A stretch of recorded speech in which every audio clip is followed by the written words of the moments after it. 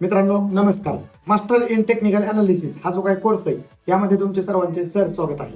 मित्रांनो लक्षात घ्या, हा जो काही कोर्स आहे हा कोर्स तुम्ही कम्प्लीट ए टू झेड पूर्ण त्याचे जे काही व्हिडिओज आहेत हे व्हिडिओज बघितल्यावर आणि ते व्हिडिओज तुम्ही जर इम्प्लिमेंट केले तर तुम्हाला एक स्टॉक मार्केटमध्ये एक ॲज अ ट्रेडर म्हणून तुम्हाला कोणत्याही कॉल टिप्सवर डिपेंड राहण्याची गरज नाही.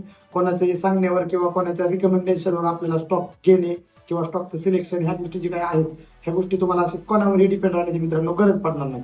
त्यासाठी हा जो काही कोर्स आहे तो पूर्णपणे आपण एक प्रीमियम लेवलने आपण तो लॉन्च करत आहोत. तर मित्रांनो या कोर्समध्ये आपल्याला शिकायला काय काय मिळेल हा महत्वाचा क्वेश्चन आहे. तर त्याचा मित्रांनो आन्सर असेल की आपण हा कोर्स एक 5 मॉड्यूलमध्ये मित्रांनो डिवाइड करत आहोत. तर 5 मॉड्यूल कोणते कोणते? तर पहिल्या मॉड्यूलमध्ये आपल्याला पूर्ण एक स्टॉक मार्केटचं बेसिक शिकवलं जाईल. नंतरच्या नेक्स्ट मॉड्यूलमध्ये एक चार्ट रीडिंग काय असते म्हणजे एक चार्टचं एक टेक्निकल अनालिसिसची स्मार्टली चार्ट अनालिसिस कसं करायचं हे आपण दुसऱ्या मॉड्यूलमध्ये शिकवणार आहोत.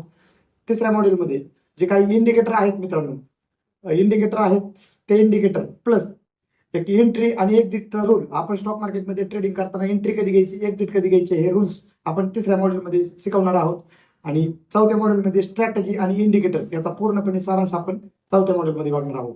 आणि 5व्या मॉड्यूलमध्ये मित्रांनो एक ॲज अ ट्रेडर आपल्याला पूर्णपणे रिस्क मॅनेजमेंट डिसिप्लिन आपण ठेवून मार्केटमध्ये एक लॉंग टर्म ट्रेडिंगमध्ये सक्सेसफुल कसं व्हायचं हे मित्रांनो आपण 5व्या मॉड्यूलमध्ये बघणार आहोत.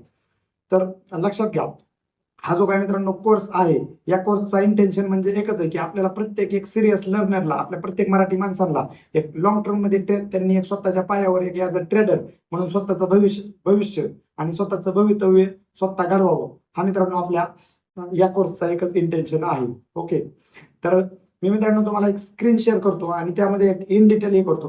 प्लीज माझं एक पहिल्यांदा असं माझी एक सर्वांना असं सजेशन आहे की तुम्ही कृपया एक नोट डाऊन करून घ्या.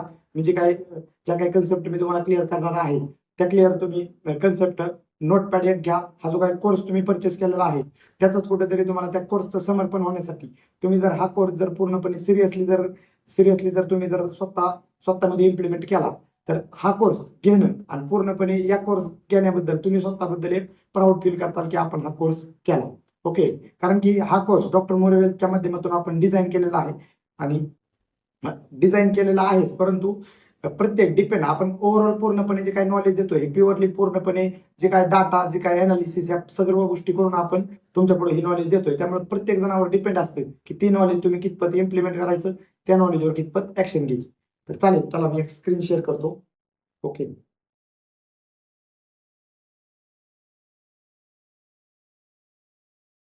तर एक जस्ट जर बघितलं तर कोर्सचा ओव्हरव्ह्यू मी जर जस्ट तुम्हाला आता सांगितलं की कोर्सचा ओव्हरव्ह्यू काय की आपण एक पहिल्या मॉड्यूलमध्ये एक 3 म्हणजे व्हिडिओज असणार आहेत की स्टॉक मार्केटचं एकदम बेसिक लेवलचं म्हणजे एक हॉटेल म्हणजे एक बिल्डिंग एक स्टॉक मार्केटचं बिल्ड कसं होतं हे आपण फर्स्ट मॉड्यूलमध्ये बघणार आहोत. सेकंडमध्ये आपण एक चार्टचं रिडिंग म्हणजे trend identification, trend verification, trend कसा ओळखायचा, support resistance, okay, trend line practice. परत जी काय बेसिक जे काय स्टॉक मार्केटचं एक ऍडव्हान्स लेवलने जे काय स्टॉक मार्केट चालतं ती स्टॉक मार्केटचं ऍडव्हान्स लेवलने आपण चार्ट ट्रेडिंग मध्ये आपण सेकंड मॉड्यूलमध्ये शिकणार आहोत. आणि third module entry exit logic. मित्रांनो काय होतं की आपण एक ट्रेडिंग जर करत असेल तर ज्यावेळेस आपल्याला एखाद्या स्टॉकचा ब्रेकआउट व्हायला लागतो त्यावेळेस आपण कुठेतरी entry 10 point 20 point late entry घेतो किंवा कधी कधी अर्ली एंट्री घेतो. मग अर्ली म्हणजे अगोदर एंट्री घेतो. कधी कधी काय होतं की ज्यावेळेस आपण स्टॉक मार्केटमध्ये प्रॉफिट बुक करताना कधी कधी लवकर प्रॉफिट बुक करून टाकतो. ओके, किंवा कधी कधी असं होतं की प्रॉफिट भरपूर म्हणजे आपल्या टार्गेट पर्यंत प्रॉफिट आलेलं असतं तरी पण आपण ते ठेवतो कारण की बिकॉज ऑफ आपल्याकडे एक्झिटचा रूलच नसतो कोणताच. आलं लक्षात? मग ती एंट्रीचा रूल आणि एक्झिटचा रूल म्हणजे की ॲज अ ट्रेडर आपण एंट्री स्पेसिफिक एंट्री आपण कुठं कन्सिडर केली पाहिजे, कुठं एंट्री घेतली पाहिजे आणि स्पेसिफिक एंट्री आपण पूर्णपणे स्ट्रॅटेजी लावून एक्झिट आणि एंट्री या दोन्ही गोष्टी एकदम स्पेसिफाईड पद्धतीने आपण कशा केल्या पाहिजे हे मित्रांनो आपण एंट्री एक्झिट लॉजिक मध्ये आपण बघणार आहोत. आणि त्यानंतरचं जे काय आहे ते इंडिकेटर म्हणजे काय की एक त्याला आपण म्हणतो की एक दर्शक.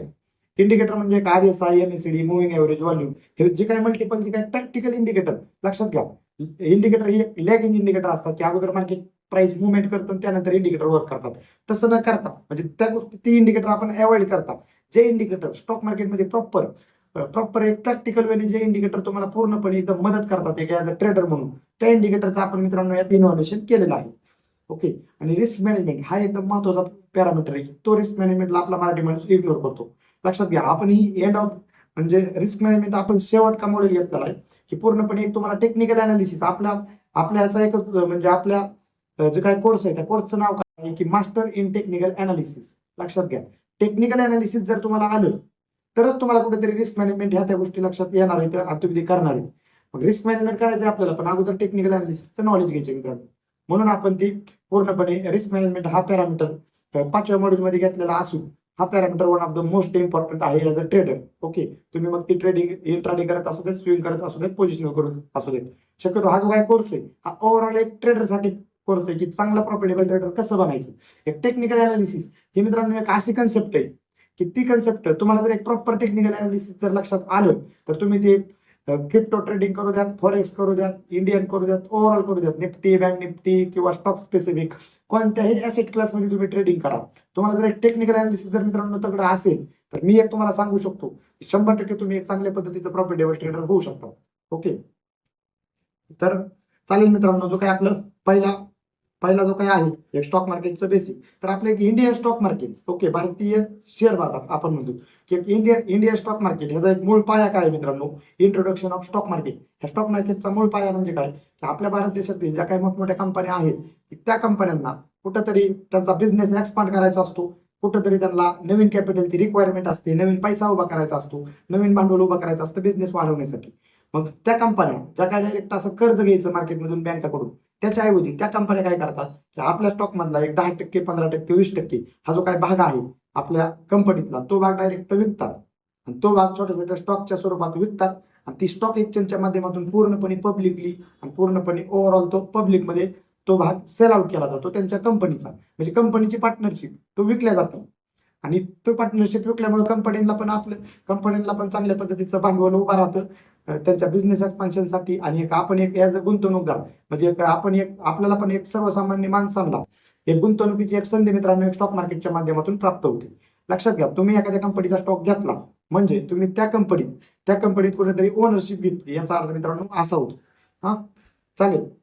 हे तर स्टॉक मार्केटची कन्सेप्ट तुम्हाला क्लिअर झाली. तुम्ही टाटा मोटरचा स्टॉक घेतला म्हणजे टाटा मोटर एवढ्या मोठ्या हजारो करोड रुपयाच्या कंपनीत तुम्ही कुठेतरी तुमचे 1,000-2,000 रुपयाचा जो काही स्टॉक आहे तो स्टॉक घेऊन त्याच्यामध्ये तुम्ही इन्व्हेस्टमेंट केली.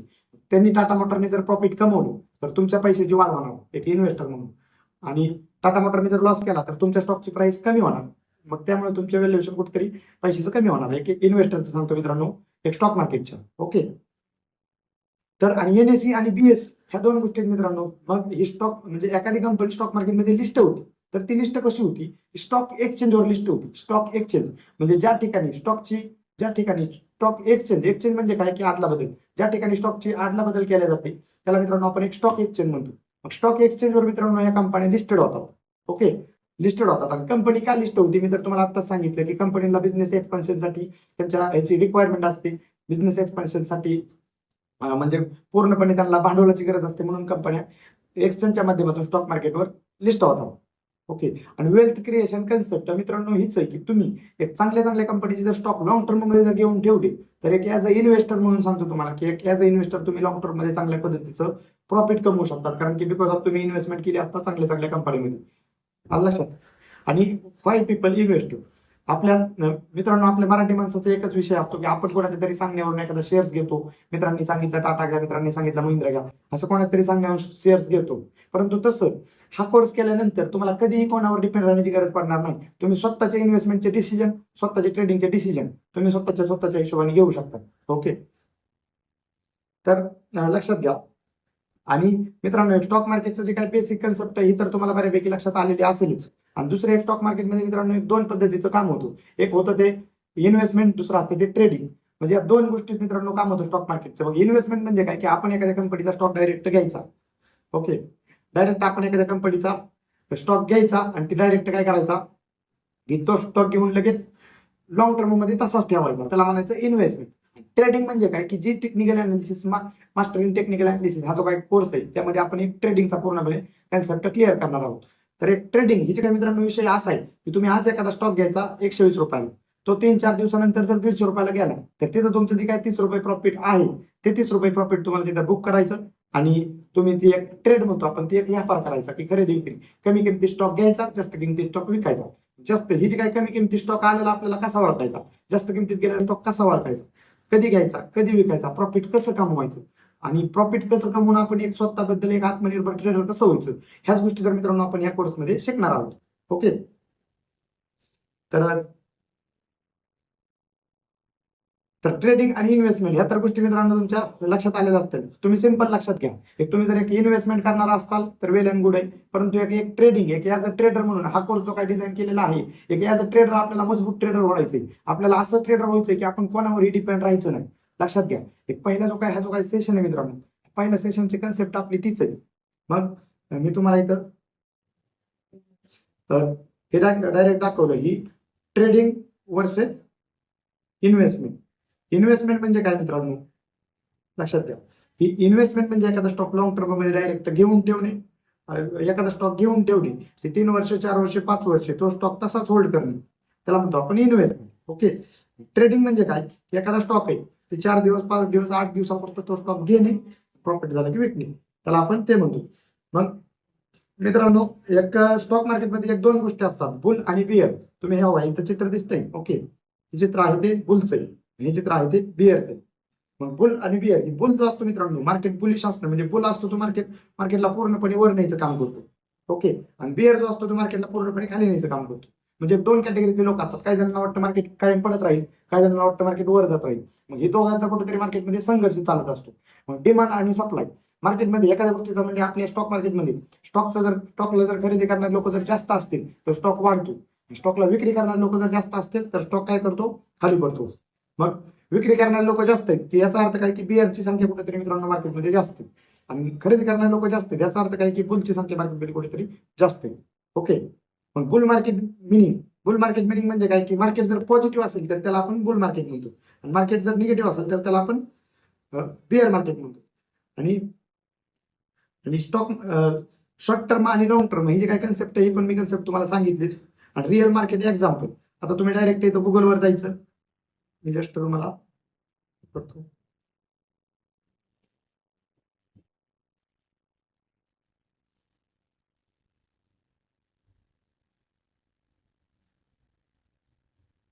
स्क्रीन रेकॉर्डिंग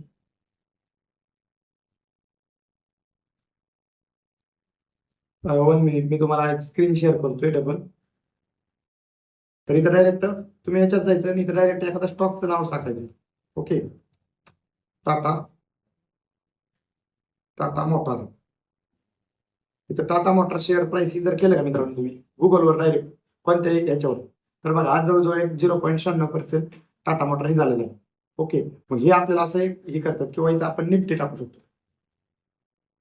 तुम्हाला हा एकदम तसं मित्रांनो लक्षात घ्या, हा जो काही कोर्स आहे ह्याच्यामध्ये इन डिटेल आपल्याला येणार एक 3-4 म्हणजे येणारे जो काही व्हिडिओ आहेत आपले 10 ते 15 व्हिडिओचा जो काही संच आहे, त्या व्हिडिओमध्ये आपल्याला सगळ्या इन डिटेल हे करणार आहेत. थेरॉटिकली गोष्टी आहेत, परंतु मित्रांनो कोणत्याही गोष्टीचा बोर न होता कन्सेप्ट जर नाही लक्षात आली तर तुम्ही डबल आपल्या तुम्हाला एक रिलेशनशिप मॅनेजर असाइन केलेला असेलच, त्या रिलेशनशिप मॅनेजरला तुम्ही प्रत्येक कन्सेप्ट विचारा.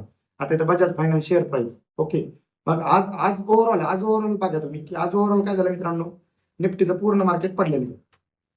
निफ्टी फिफ्टी काय झालेला आहे, निफ्टी फिफ्टी लाईव्ह चार्ट तिथे जर बघितलं तर बघा निफ्टी पूर्ण ओव्हरऑल निफ्टी मित्रांनो आज काय झालेला आहे, पडलेला आहे. आलं लक्षात. मग डेली मार्केट चढ उतार ह्या मार्केटमध्ये हे it's a part of market. Okay. It's a part of our job आहे की ॲज अ ट्रेडर म्हणून मार्केट वाढणं चढणं ह्या गोष्टी एकदम बेसिक असतात, लक्षात घ्या.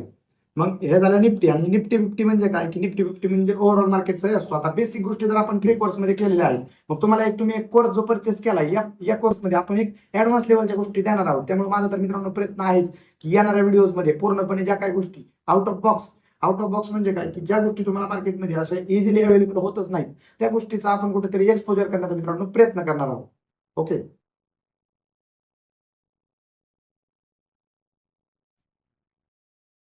तर इथं इथं गुगलवर जर बघितलं तर इथं ट्रेडिंग व्ह्यू मध्ये जायचं. इथं ट्रेडिंग व्ह्यू मध्ये हे केल्याच्या नंतर आपण कोणताही एक स्टॉक मी हे करतो.